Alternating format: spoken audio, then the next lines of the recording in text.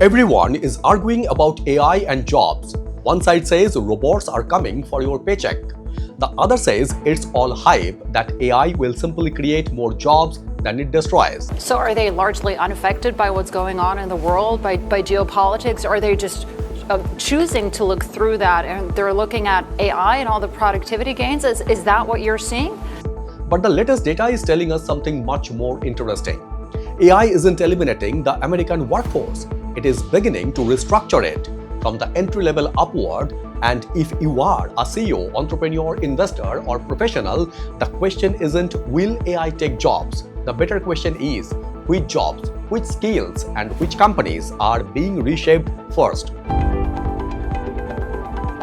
So we talk about winners and losers, public, private, China, and the US. How should our clients think about that? It depends on how AI plays out. If you're talking about a model layer winning in the long run, then I think China has a chance because they can be the low-cost producer. If you're talking about the chip layer winning, well, that's probably going to be the US, right? And if you're talking about the application layer, that's another issue entirely. So I think you really have to wait to see which layer the value accrues to. Hi, this is Indranil and welcome to the Spotlight Media and Technology. We are not here for AI hype. We are looking at the numbers, the governance implications, and what this transformation actually means for businesses, workers, and investors. Today, we are decoding what Goldman Sachs Research and the latest US labor market data are telling us about AI and America's workforce.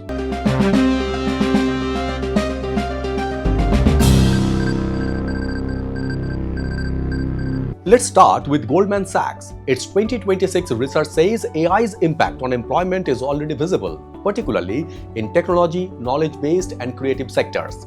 Goldman estimates that around 300 million jobs globally are exposed to automation by AI over a longer-term horizon. But here's the critical distinction. Exposure does not mean elimination.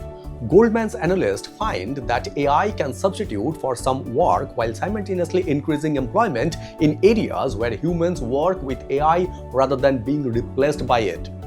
And we are now seeing evidence of this distinction in America's labor market.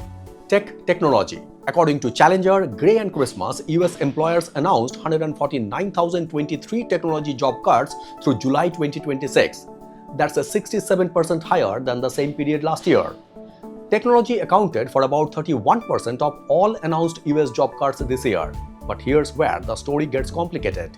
US employers also announced plans to hire 107,500 workers through July, which is up by 25% year over year.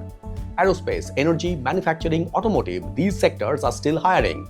So the data doesn't say AI is destroying employment. It says employment is moving, and that's a much bigger story. Now let's look at one number that deserves serious attention.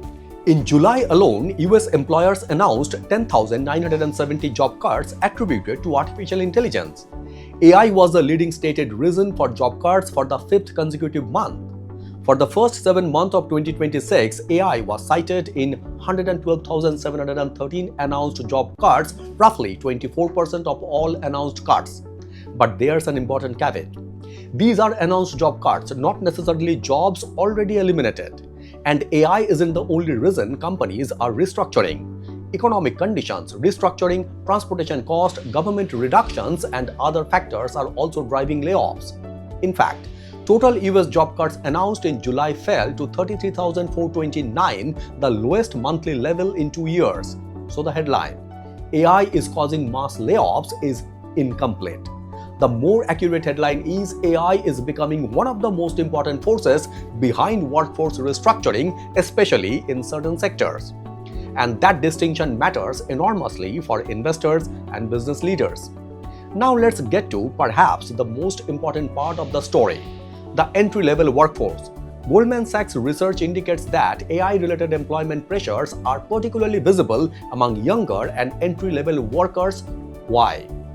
Because many entry-level positions are built around tasks that AI can increasingly perform. First draft writing, basic research, data processing, customer service responses, routine coding, administrative work, document summarization, standardized analysis. These aren't necessarily entire professions. They are tasks within professions.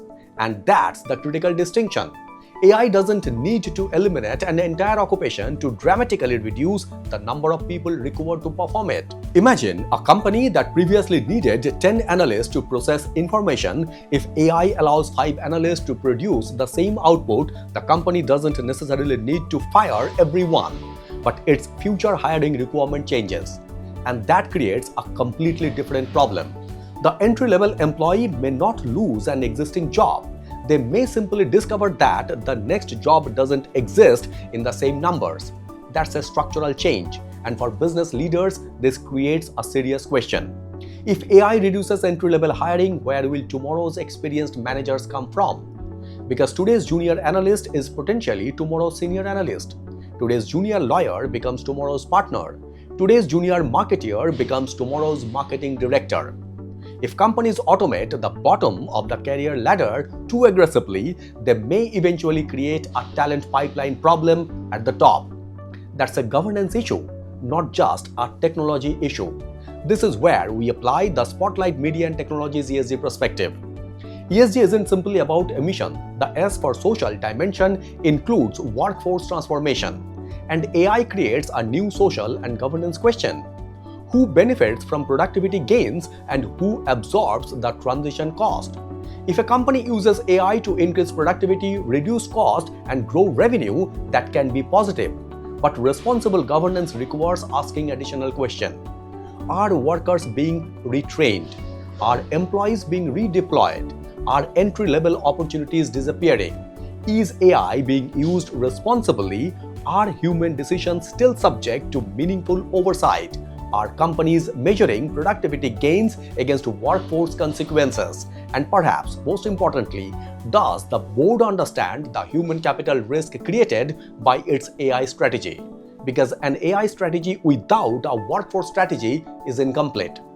If you are a US entrepreneur or business owner, here's the practical takeaway. Number 1, don't ask how many employees can AI replace. Ask which processes can AI transform. That's a completely different mindset. Second, don't automate blindly. Automate repetitive tasks while investing more heavily in judgment, creativity, leadership, relationship, and problem solving. Third, build an AI-skilled workforce rather than simply a smaller workforce. The companies that win may not be the ones with the fewest employees. They may be the ones where each employee can produce substantially more value. And fourth, watch your talent pipeline. If AI eliminates too many junior roles today, you could create a shortage of experienced talent tomorrow. That's a strategic risk many companies aren't modeling yet. So is AI taking America's job? The data doesn't support such a simple conclusion. AI is clearly contributing to job cuts in some sectors. Technology has experienced significant restructuring. Entry-level workers face increasing pressure, but companies are also hiring. Aerospace, energy, manufacturing, and other sectors are creating new opportunities. And Goldman Sachs itself sees AI not only as a force for substitution, but also as a technology capable of augmenting workers and creating demand for new jobs and infrastructure. So here's our view at the Spotlight Media and Technology. The AI revolution isn't simply a job story. It's a productivity story. It's a capital allocation story. It's a human capital story. And ultimately, it's a governance story. The winners won't necessarily be companies that replace the most people. They will be the companies that figure out how to combine AI plus human capability plus responsible governance better than their competitors. Now here's my question for you. If you are a business owner or entrepreneur, are you using AI primarily to reduce headcount or to make your existing people dramatically more productive? And if you are an employee, has AI already changed the skills your company values? Tell us in the comments. Because this conversation isn't about predicting whether AI will change work. It already is. The real question is, who is preparing for it and who is simply reacting to it? This is the Spotlight Beyond Profession, decoding what the headlines live out. Beyond profession, beyond headlines, beyond borders. And if you are navigating AI, workforce transformation, or ESG strategy at your organization, we help companies with ESG strategy and communication. Link in the description. Follow the Spotlight Beyond Profession for the signal behind the story. Thank you very much for watching and signing it off.